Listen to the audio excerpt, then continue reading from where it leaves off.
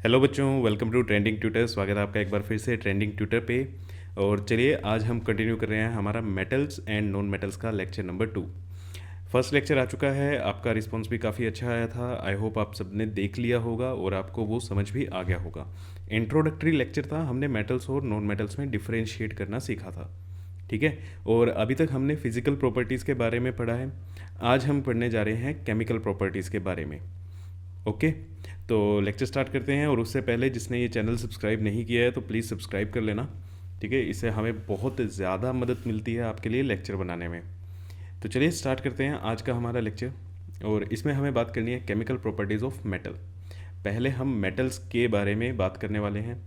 Metals की chemical properties का क्या मतलब है। देखो, जब भी हम केमिकल प्रॉपर्टीज़ की बात करते हैं ना किसी भी चीज़ की, तो यहाँ पे जैसे मेटल है तो हम मेटल की रिएक्टिविटी की बात करते हैं, मेटल्स की रिएक्शंस की बात करते हैं कि वो डिफरेंट डिफरेंट एलिमेंट्स के साथ, सब्सटेंस के साथ कैसे रिएक्ट करता है। जैसे हम यहाँ पे बात करेंगे कि मेटल ऑक्सीजन के साथ कैसे रिएक्ट करता है, मेटल हाइड्रोजन वाटर के साथ कैसे रिएक्ट करता है, या किसी एसिड के साथ कैसे रिएक्ट करता है। हमारे सिलेबस में यही है, तो हमें इनके बारे में पढ़ना है। और यहीं से आपको आइडिया लगेगा, जो हमने फर्स्ट चैप्टर में डिस्प्लेसमेंट रिएक्शन के टाइम पे एक रिएक्टिविटी सीरीज़ पढ़ी थी, है ना। अब बेटा वो रिएक्टिविटी सीरीज़ आई कहाँ से, वो रिएक्टिविटी सीरीज़ आपकी बनी कैसे, इसी दौरान आपको पता चलेगा कि वो रिएक्टिविटी सीरीज़ कैसे बनाई गई थी। अब अगर मैं बेसिक बात करूं कि रिएक्टिविटी का मतलब क्या होता है, ये हमने फर्स्ट चैप्टर में डिस्प्लेसमेंट रिएक्शन में भी सीखा है। ठीक है, और अब फिर से इसको देखने वाले हैं, और थोड़ा सा उससे एडवांस ही देखेंगे। और एक बात, थोड़ा सा ना तबीयत ख़राब है, गला थोड़ा सा ख़राब है, तो अगर वॉइस में कुछ प्रॉब्लम हो रही हो तो एडजस्ट कर लेना आज थोड़ा सा। ठीक है। तो रिएक्टिविटी का मतलब क्या होता है, मीन्स अगर हम कहते हैं for example, if we say that metal A that metal A is more reactive, metal A is more reactive than metal B, metal A metal B से ज़्यादा रिएक्टिव है, तो इसका मतलब क्या है। ठीक है ना, इसका मतलब क्या होता है। तो देखो, जब हम कहते हैं कि मेटल ए मेटल बी से ज़्यादा रिएक्टिव है, वहाँ पे हमने बताया था, इसका पहला मीनिंग हम क्या लेंगे कि जो ए है, जो मेटल ज़्यादा रिएक्टिव होता है, मीन्स वो मेटल उतना जल्दी क्या कर देगा, इलेक्ट्रॉन्स को डोनेट कर देगा। देखो, मीनिंग लिखने से पहले मैं आपको ये बता देता हूँ, मेटल्स जो होते हैं वो इलेक्ट्रॉन डोनेट करके इलेक्ट्रो पॉजिटिव बन जाते हैं ना। इलेक्ट्रॉन क्या कर देंगे, डोनेट कर देंगे। मेटल की टेंडेंसी होती है इलेक्ट्रॉन डोनेट करने की। ये चीज़ हमने शायद लास्ट क्लास में भी डिस्कस की थी। तो जब हम कहते हैं कि मेटल ए ज़्यादा रिएक्टिव है मेटल बी से, तो उसका एक मतलब क्या है कि मेटल ए मेटल बी से ज़्यादा जल्दी अपने इलेक्ट्रॉन को डोनेट कर देगा। Okay, means metal A can donate electron more easily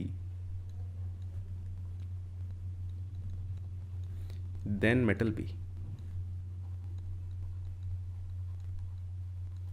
ठीक है, तो रिएक्टिविटी का एक मतलब तो समझ आ गया कि रिएक्टिविटी अगर हम कह रहे हैं ए की ज़्यादा है, तो इसका मतलब क्या है, ए ज़्यादा जल्दी अपने इलेक्ट्रॉन लूज कर सकता है, डोनेट कर सकता है।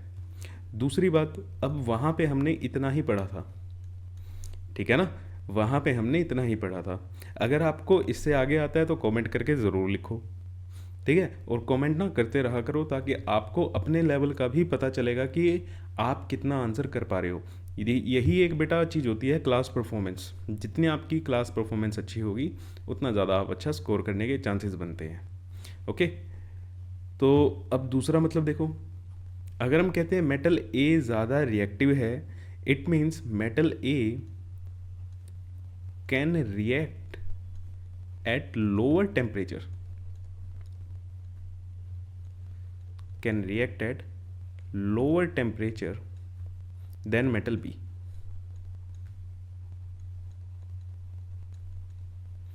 Then metal B. ठीक है, मतलब जो रूम टेम्परेचर पे भी आपका रिएक्ट कर ले, मान लो ए है, ए रूम टेम्परेचर पे भी रिएक्ट कर रहा है और बी रूम टेम्परेचर पे रिएक्ट कर ही नहीं पा रहा। ओके, बाकी सारी कंडीशंस भी सेम हैं, सेम सब्सटेंस से ही क्या करना है, रिएक्ट करना है। तो मेटल ए अगर रिएक्ट कर गया रूम टेम्परेचर पे भी, तो मीन्स मेटल ए क्या है, ज़्यादा रिएक्टिव है। ओके, इसका मतलब क्या है, अभी हमने रूम टेम्परेचर का एग्जांपल लिया, ए और बी दोनों को रिएक्ट कराया at room temperature. Room temperature का मतलब क्या होता है, 25 डिग्री सेल्सियस के अराउंड। तो मान लो ए ने तो रिएक्ट किया, ए क्या कर जाएगा, रिएक्ट कर जाएगा, बी ने रिएक्ट नहीं किया, नो रिएक्शन। इसका यह मतलब होता है कि जो कम टेम्परेचर पे भी रिएक्ट कर जाता है वो भी क्या होता है, ज़्यादा रिएक्टिव होता है। तीसरा, अगर हम कहते हैं कि मेटल ए ज़्यादा रिएक्टिव है तो it means metal A reacts more vigorously. Metal A reacts more vigorously, vigorously मतलब फास्ट। ठीक, एंड प्रोड्यूस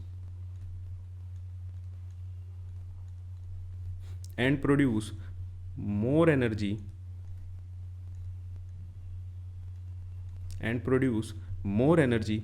वो एनर्जी किस फॉर्म में हो सकती है, एनर्जी लाइट की फॉर्म में भी हो सकती है बेटा, या एनर्जी आपकी हीट की फॉर्म में भी हो सकती है। ठीक है, बहुत सी आपने रिएक्शंस पढ़ी हैं चैप्टर नंबर 1 में भी, जिसमें लाइट की फॉर्म में भी एनर्जी निकलती थी और हीट की फॉर्म में भी एनर्जी निकलती थी। Then metal B. तो ये जो स्लाइड है ये आपकी मोस्ट इम्पोर्टेंट स्लाइड है, क्योंकि इसके बाद जब हम रिएक्टिविटी सीरीज पढ़ेंगे ना और बनानी सीखेंगे, तो आपको इन्हीं 3 चीज़ों का ध्यान रखना है। इन्हीं 3 चीज़ों के बेसिस पे हम किसी मेटल को बोलेंगे वो ज़्यादा रिएक्टिव है या वो कम रिएक्टिव है। ठीक है, अब थर्ड पॉइंट आपको समझ आ गया कि मेटल ए अगर हम कह रहे हैं ज़्यादा रिएक्टिव है, मीन्स मेटल ए ज़्यादा जल्दी रिएक्ट कर लेगा, और रिएक्ट तो करेगा जल्दी, हो सकता है वो ज़्यादा एनर्जी भी प्रोड्यूस करे। मीन्स जैसे इसी एग्जांपल से हम करते हैं, फॉर एग्जांपल हम मानते हैं ए और बी को हमने रिएक्ट कराया रूम टेम्परेचर पे, रिएक्ट एट रूम टेम्परेचर, और मान लेते हैं ए ने भी रिएक्ट किया, बी ने भी रिएक्ट किया, ए ने भी रिएक्शन दी और बी ने भी रिएक्शन दी। अब रिएक्शन तो दोनों ने दी, अब हम किसको बोलेंगे, अब तो टेम्परेचर भी सेम था, ठीक है, दोनों ने रिएक्ट भी कर लिया। अगर मान लो इसने ज़्यादा एनर्जी प्रोड्यूस की, मान लो इसने ना energy in the form of light, flames भी क्या करा, वो जलने भी लगा, ठीक है, और यहाँ पे कोई फ्लेम्स नहीं आई, यहाँ पे कोई फ्लेम्स नहीं आई, तो इसका मतलब क्या होगा कि ए जो होगा वो मोर रिएक्टिव है बी से। ठीक, reactivity of A is greater than B. समझ आ गया। इस बार रूम टेम्परेचर पे ए ने भी रिएक्ट किया, बी ने भी रिएक्ट किया। अब कैसे पता चलेगा, अब तो टेम्परेचर भी सेम था और दोनों ने रिएक्ट कर लिया, अब कैसे पता करें कि भैया ए ज़्यादा रिएक्टिव है या बी ज़्यादा रिएक्टिव है। तो ये देखो कौन ज़्यादा एनर्जी प्रोड्यूस कर रहा है या कौन ज़्यादा जल्दी रिएक्ट कर रहा है। अब मैं ये तो नहीं बता सकता, चलो टाइम से आपने लेना है, कोई 2 सेकंड में ही रिएक्ट कर गया, किसी को 5 सेकंड लगे, ऐसे भी आप चेक कर सकते हो।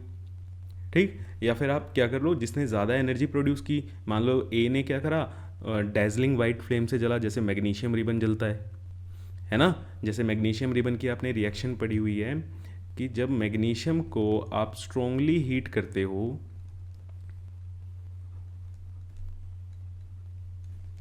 जब मैग्नीशियम को स्ट्रांगली हीट करते हो तो ये एक डैजलिंग वाइट फ्लेम के साथ जलता है।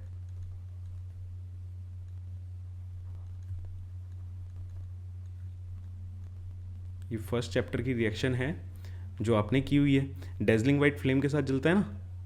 तो मान लो ए तो किसी ना किसी कलर की फ्लेम के साथ जला और बी में कोई फ्लेम नहीं आई, तो मीन्स ए क्या है, ज़्यादा रिएक्टिव है।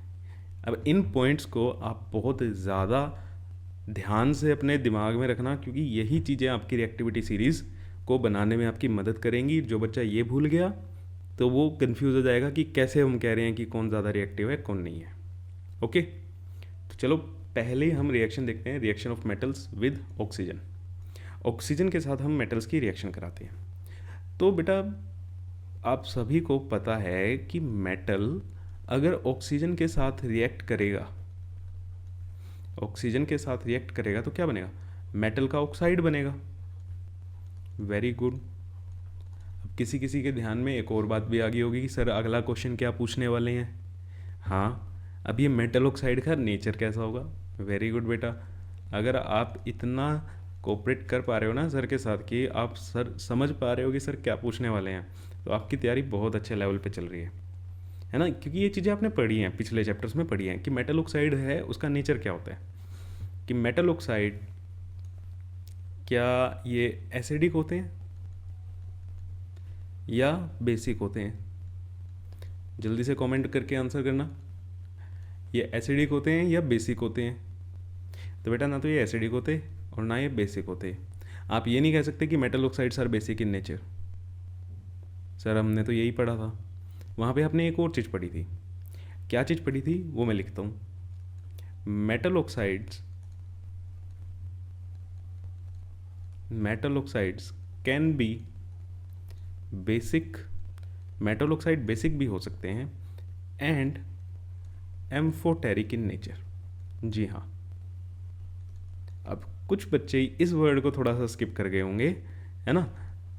कुछ बच्चों ने आंसर बेसिक दिया होगा, तो वहाँ पे आपसे बस थोड़ी सी गलती होगी, आपने एक दो एग्जाम्पल मिस कर दिए। जैसे आपने एल्यूमिनियम ऑक्साइड का, है ना, नेचर चेक किया था कि एम्फोटेरिक है या नहीं, तो हम कैसे चेक करते हैं।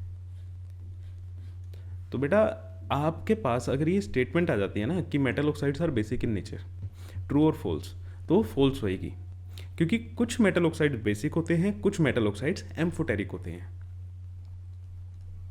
मैं यहाँ पे लिख देता हूँ, some metal oxides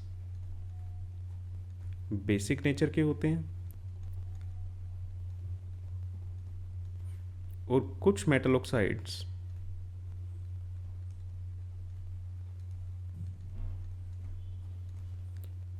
amphoteric nature के होते हैं। कुछ मेटल ऑक्साइड्स एम्फोटेरिक नेचर के होते हैं। ओके, तो अब इसका कहने का मतलब क्या है?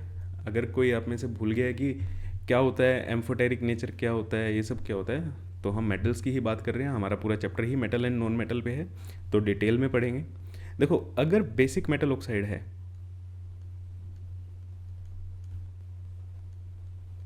क्या है, बेसिक मेटल ऑक्साइड है, तो वो बेटा एसिड के साथ अगर रिएक्ट करेगा तो वो क्या बनाएगा? सॉल्ट और वाटर बनाएगा।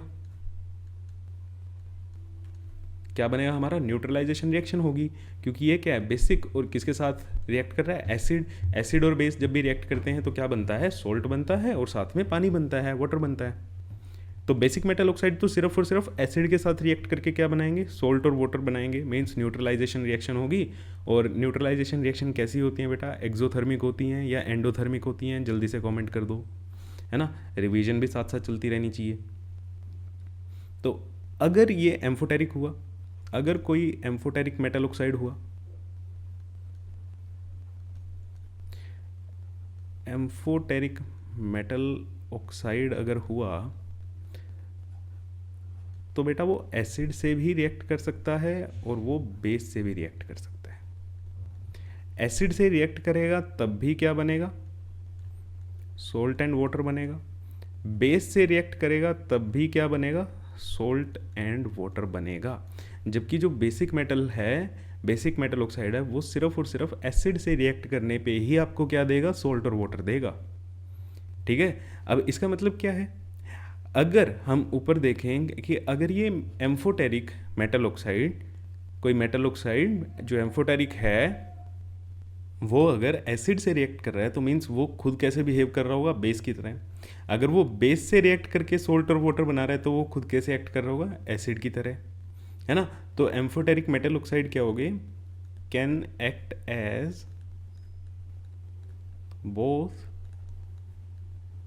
एसिड एंड बेस, जो एसिड और बेस दोनों की तरह ही रिएक्ट कर सकते हैं।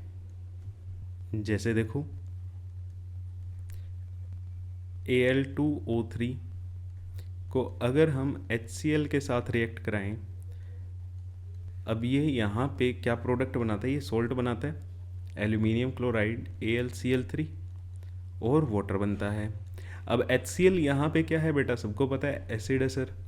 एसिड के साथ कोई चीज़ अगर रिएक्ट करके सोल्ट और वाटर बना रही है तो मीन्स वो क्या होगा, खुद बेस होगा, वो क्या होगा, बेस होगा। अब अगर एक और रिएक्शन करें Al2O3, सेम एल्यूमिनियम ऑक्साइड लिया हमने और इसको अब हम रिएक्ट करा रहे हैं NaOH के साथ। NaOH यहाँ पे क्या है, बेस है, सबको पता है ये चीज़। ओके, अब क्या बनेगा, अब कौन सा प्रोडक्ट बनेगा, अब फिर सोल्ट बनेगा NaAlO2, ठीक है, सोडियम एल्यूमिनेट बना और साथ में क्या निकलेगा, पानी। अब ये दोनों के दोनों ही क्या है, सोल्ट हैं बेटा, एल्यूमिनियम क्लोराइड भी और इसका नाम क्या है, सोडियम एल्यूमिनेट, सोडियम एल्यूमिनेट। अब Al2O3 ने बेस के साथ भी रिएक्ट करके सोल्ट और वाटर बनाया, मीन्स यहाँ पे Al2O3 कैसे एक्ट कर रहा है, एसिड की तरह एक्ट कर रहा है। तो अब इसको Al2O3 को आप क्या बोलोगे कि ये एसिड है, मतलब ये जो ऑक्साइड है मेटल का, क्या ये बेसिक है, नहीं ना, ये बेसिक नहीं है। देखो एक जगह बेस की तरह काम कर रहा है और यहाँ पे तो एसिड की तरह काम कर रहा है, तो आप इसको बेसिक नहीं बोल सकते, आप इसको क्या बोलोगे बेटा, ये क्या है, एम्फोटेरिक है। क्या है ये, एम्फोटेरिक है। आई होप आपको ये चीज़ क्लियर होगी, ये लास्ट चैप्टर में भी आपने पढ़ा होगा ये चीज़, ठीक है, क्लियर है। तो हम ये नहीं बोलेंगे, इसीलिए मैं कह रहा था अगर ट्रू फॉल्स वाली स्टेटमेंट में आ जाए कि all metal oxides are basic in nature, तो उस पर आप फॉल्स लगाओगे। ओके, चलो लिखते हैं, हम इस चीज़ को लिख ही लेते हैं कि all metal oxides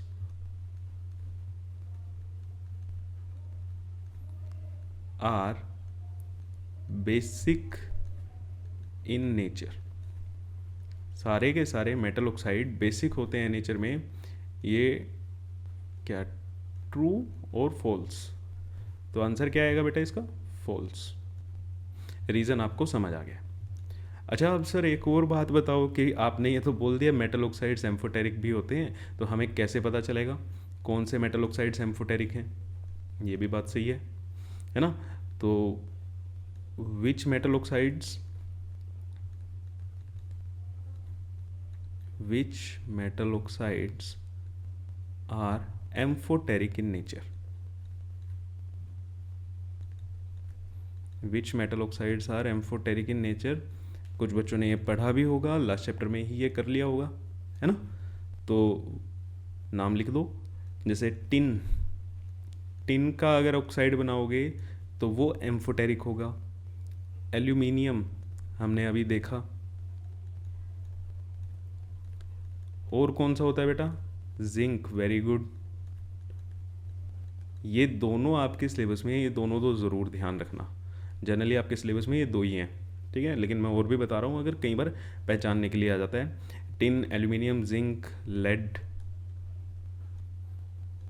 PB, beryllium, इन 5 के नाम तो आप एटलीस्ट ध्यान रखना, क्योंकि कई बार कॉम्पिटिटिव का भी दो उसमें पूछे जा सकते हैं और MCQ में भी आ सकता है, ठीक है। तो अभी तक की कहानी आई होप आपको क्लियर है। अगर कुछ भी क्लियर नहीं होता है ना तो डाउट लिख दा करो आपका कमेंट सेक्शन में, सो दैट नेक्स्ट क्लास में मैं उसको एड्रेस कर पाऊँ। ओके, तो अब हमने मेटल ऑक्साइड्स के बारे में सारा कुछ पढ़ लिया है, तो चलो अब हम रिएक्टिविटी की तरफ चलते हैं, ठीक है। तो यहाँ पे पहला हमारा केस है, जब हमने इन मेटल्स को ऑक्सीजन के साथ ही रिएक्ट करा रहे हैं, रिएक्टिविटी ऑक्सीजन के साथ ही चल रही है, हम रिएक्शन ऑक्सीजन के साथ करा रहे हैं ना। तो जब हमने इन सभी मेटल्स को, potassium, sodium, calcium, magnesium, aluminium, जितने भी आपके सामने रखे हुए हैं, इन सबको एट रूम टेम्परेचर पे रिएक्ट कराया, या रूम टेम्परेचर पे, या बहुत ही कम इनको हीट किया, हीट करने का मतलब क्या कर रहे हैं बेटा हम यहाँ पे? हीट करने का मतलब क्या है? टेम्परेचर बढ़ाओगे आप हीट करोगे तो, है ना?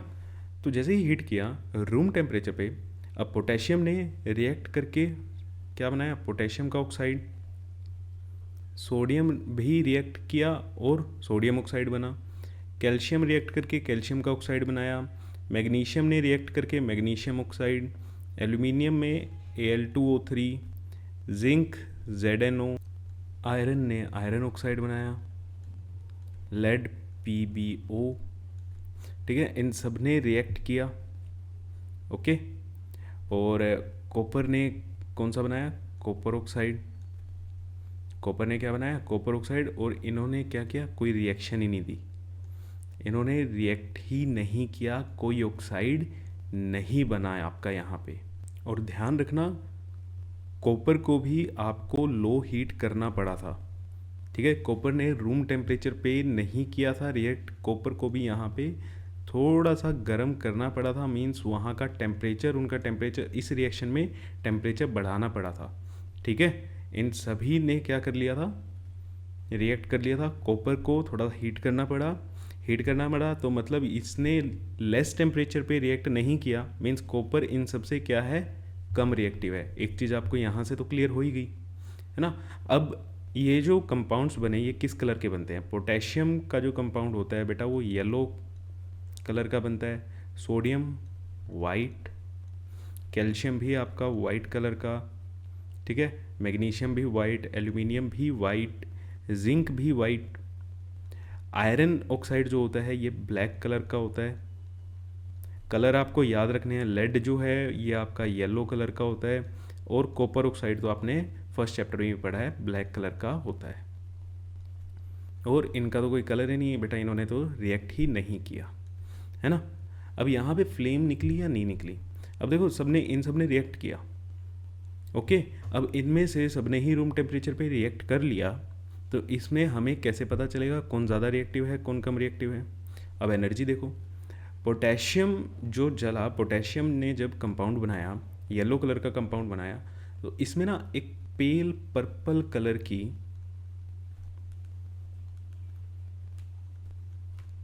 फ्लेम निकली थी। पेल पर्पल, या किसी किसी बुक में इसको लाइलैक कलर के नाम से भी लिखा गया है। सोडियम ने जब रिएक्ट करा तो उसमें भी हमारी फ्लेम निकली, यहाँ पे गोल्डन येलो फ्लेम निकली, या आप इसको ऑरेंज बोल सकते हो। और किसी ने कोई फ्लेम नहीं निकाली। मीन्स सबने रिएक्ट तो किया और किसी ने कोई फ्लेम नहीं निकाली। तो मीन्स आपका यहाँ से एक चीज़ क्लियर होगी कि पोटेशियम और सोडियम रूम टेम्परेचर पे सबसे ज़्यादा रिएक्टिव हैं। ठीक है, पोटेशियम और सोडियम रूम टेम्परेचर पे क्या है? सबसे ज़्यादा रिएक्टिव है। देखो, जैसे यहाँ पे मैंने बताया था कि अगर सारे के सारे रूम टेम्परेचर पे रिएक्ट कर रहे हैं तो जो फ्लेम निकाल रहा है, मीन्स जो एनर्जी ज़्यादा प्रोड्यूस कर रहा है वो ज़्यादा रिएक्टिव होगा। और फ्लेम भी क्या है? एक एनर्जी तो है, लाइट की फॉर्म में। आप कैंडल बर्न करते हो, वहाँ पे आपको फ्लेम मिलती है, वो क्या है? लाइट एनर्जी तो है ना? तो एनर्जी प्रोड्यूस की। तो यहाँ से मुझे क्या क्लियर हुआ कि सोडियम और पोटेशियम इन सबसे क्या होते हैं? ज़्यादा रिएक्टिव होते हैं। और ये सब रिएक्ट तो करे, इन्होंने कोई फ्लेम नहीं निकाली, सबने रिएक्ट किया। अब हमें इनमें ये नहीं पता कि कौन ज़्यादा रिएक्टिव है। ठीक है, इनसे कॉपर, सिल्वर, गोल्ड, इन सबसे ये ज़्यादा रिएक्टिव है, लेकिन इनमें से कौन सा ज़्यादा रिएक्टिव है ये नहीं हमें पता। और ध्यान रखना, ये सारे के सारे एक प्रोटेक्टिव फिल्म बनाते हैं रूम टेम्परेचर पे। जब भी ये रिएक्ट करते हैं, फॉर्म प्रोटेक्टिव लेयर। जैसे मैग्नीशियम को आपको पता है ना, मैग्नीशियम ऑक्साइड की लेयर बन जाती है तो उसको बर्न करने से पहले उसको हटाया जाता है। ये सभी के सभी एक प्रोटेक्टिव लेयर बनाते हैं। ठीक है, तो अभी हमारा यहाँ से क्या कंक्लूजन था? यहाँ से कंक्लूजन क्या निकला हमारा? That sodium and potassium, sodium and potassium are most reactive. ये दोनों के दोनों क्या हैं? बहुत ज़्यादा रिएक्टिव हैं। इसीलिए तो ये क्या होते हैं, आपको रिएक्टिविटी सीरीज़ में ऊपर मिलते हैं। अच्छा, अभी हमें ये नहीं पता कि सोडियम ज़्यादा रिएक्टिव है या पोटेशियम ज़्यादा रिएक्टिव है। मीन्स इस चीज़ की अभी कोई गारंटी नहीं हुई है, दोनों ने ही फ्लेम निकाली।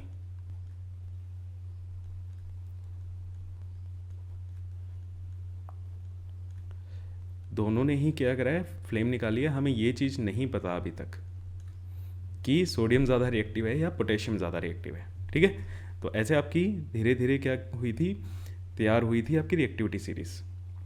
अब रूम टेम्परेचर पे हमने देख लिया, अब हम इनको क्या करते हैं, स्ट्रोंगली हीट करते हैं।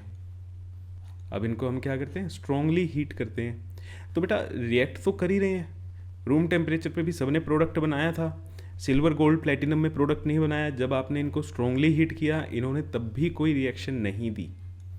ठीक है, इन्होंने तब भी कोई रिएक्शन नहीं दी, मीन्स ये तो क्या है, सबसे लीस्ट रिएक्टिव है, सबसे नीचे।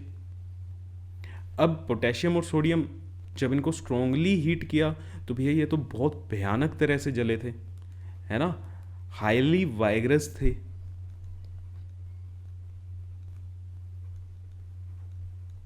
दोनों के दोनों ही, मीन्स दोनों ही, जैसे ही आप इनको स्ट्रोंगली हीट कर रहे थे, पोटेशियम भी एकदम फट के जल रहा था, सोडियम भी ऐसे ही जल रहा था।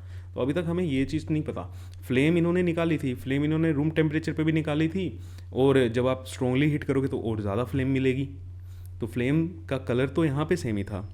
लास्ट टाइम इनमें से किसी ने कोई फ्लेम नहीं निकाली, है ना, लास्ट टाइम तो कोई फ्लेम नहीं थी।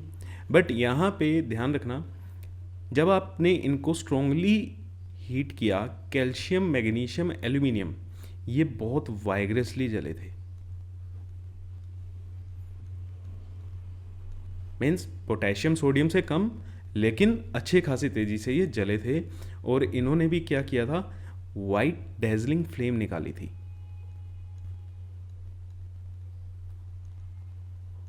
वाइट डेजलिंग फ्लेम, कैल्शियम ने भी, मैग्नीशियम का आपको पता ही है वाइट डेजलिंग फ्लेम के साथ जलता है, और एल्यूमिनियम ने भी क्या किया था, वाइट डेजलिंग फ्लेम यहाँ पे प्रोड्यूस की थी। तो बेटा ध्यान रखना, 3 कंपाउंड होते हैं जो वाइट डेजलिंग फ्लेम के साथ बर्न करते हैं, और वो 3 मेटल होते हैं जो वाइट डेजलिंग फ्लेम के साथ बर्न करते हैं। वो कौन से हैं, कैल्शियम, मैग्नीशियम एंड एल्यूमिनियम। ठीक है, नेक्स्ट अगर हम बात करें जिंक की, जिंक की जो रिएक्शन थी वो मॉडरेट थी, मतलब इतनी ज़्यादा तेज भी नहीं थी और इतनी ज़्यादा स्लो भी नहीं थी। ठीक है, और जिंक ने वाइट कलर का कंपाउंड ZnO तो बनाया, यहाँ पे भी फ्लेम जो थी वो ब्लू फ्लेम थी। ठीक है, ब्लू कलर की फ्लेम थी। आयरन की फ्लेम नहीं थी आयरन के केस में, यहाँ पे सिर्फ स्पार्कल्स थे, चिंगारियाँ निकली थी। जैसे आपने लोहे को अगर कटर से कटते हुए देखा है तो वहाँ पे चिंगारियाँ निकलती हैं, स्पार्कल्स निकलती हैं। वेल्डिंग वाले की शॉप पे अगर आप देखोगे, जैसी चिंगारियाँ आपको देखने को मिलती हैं ना, तो वहाँ पे अगर लोहा कटता हुआ आपने देखा है तो वहाँ पे स्पार्कल्स निकलते हैं, वो चीज़। तो यहाँ पे कोई फ्लेम नहीं थी। अब एक चीज़ आपको यहाँ पे पता लगा कि बेटा जब calcium, magnesium, aluminium, zinc, iron, पीछे अगर हम बात करें तो अभी इन सब ने रिएक्ट किया था और कोई फ्लेम नहीं दी थी। तो हमें ये पता था कि चलो ये कॉपर से ज़्यादा रिएक्टिव हैं, बट इनमें से कौन ज़्यादा रिएक्टिव है ये नहीं पता था। अब जब आपने इनको स्ट्रोंगली हीट किया, इनको आपने स्ट्रोंगली हीट किया, तो कैल्शियम, मैग्नीशियम, एल्यूमिनियम जिंक से भी ज़्यादा जल्दी रिएक्ट कर गए, जिंक से ज़्यादा जल्दी रिएक्ट कर गए। तो मीन्स कैल्शियम, मैग्नीशियम, एल्यूमिनियम जो है जिंक से ज़्यादा रिएक्टिव हैं। और जिंक, आयरन, लेड में अगर हम बात करें, जिंक, आयरन, लेड की अगर हम बात करें बेटा, तो जिंक ने ठीक ठाक रिएक्शन भी दी और फ्लेम भी प्रोड्यूस की। आयरन ने रिएक्शन तो दी बट कोई फ्लेम नहीं थी वहाँ पे, और लेड की भी कोई फ्लेम नहीं थी। ठीक है ना, लेड में नो फ्लेम, कॉपर में नो फ्लेम, और इन्होंने तो रिएक्ट किया ही नहीं था। ठीक है, यहाँ पे इनकी भी कोई फ्लेम नहीं थी और इसकी भी कोई फ्लेम नहीं थी। तो अब इन चारों में से आपको पता चल गया कि जिंक ज़्यादा रिएक्टिव है आयरन से, और आयरन ज़्यादा रिएक्टिव है लेड और कॉपर से। लेकिन लेड और कॉपर में कौन ज़्यादा रिएक्टिव है अभी हमें ये नहीं पता चला। तो यहाँ से अभी तक हम देखें तो अभी का हमारा कंक्लूजन क्या निकला, ये तो हमें पहले ही क्लियर हो गया था कि सोडियम एंड पोटेशियम